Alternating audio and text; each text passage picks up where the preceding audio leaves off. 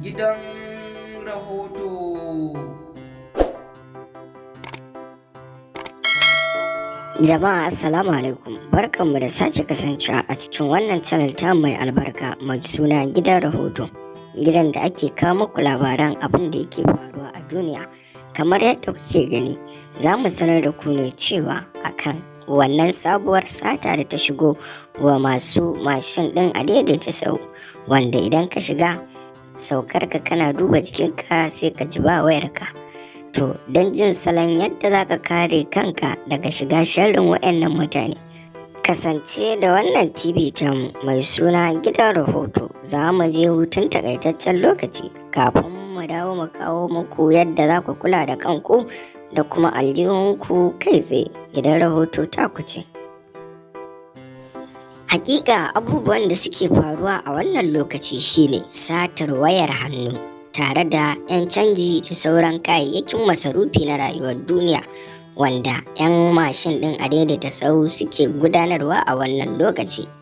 Duba da salo ne na yaudara tare da cutarwa ya zo musu, amma ba wai kowane ɗan a daidaita sau ne ya kasance a hakan ba.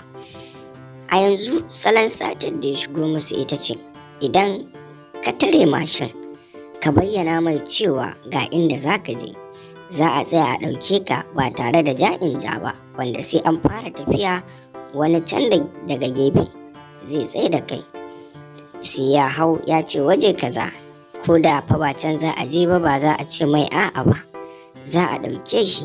Sai an tafi ana cikin tafiya sai dai mutum ya ce kash na yi mantuwa, don Allah bawan Allah kai haƙuri ba nan zan ba. Kai ka ji wani salo na yaudara. Ashe shi wanda aka sauke ya riga da idan da fasinja a jikin shi ya dan kwamushe mishi abubuwan da ke cikin aljihunsa, inda za a sauke shi sai ya ba da kuɗi a ce a'a ka yaƙuri ka tarwa ne.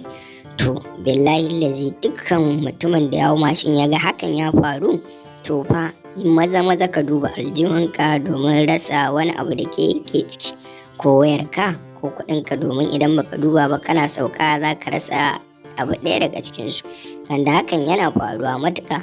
Kuma kamar da kuke gani waɗannan hotuna ne na ɓarayin waya da suka yi wannan halayya aka sa muku shi, wanda suna nan suna girbar hukunci daidai da abin da suka yi.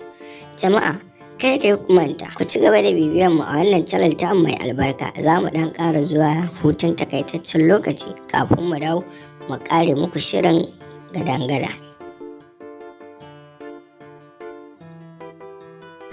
To hakika mu dai mutane babu wani abu da za mu ce muku illa ku kiyaye, domin wannan lokaci ba wai lokacin yarda ba ne, domin billahi lazi da ka shiga a daidaita sau yanzu za a raba ka da 'yar salular ka, kai ko da fata naira 1,500 ce. Duka dai a nan muka kawo ƙarshen wannan shiri. Jama'a kar dai ku manta subscribe gidan rahoto ta kuce.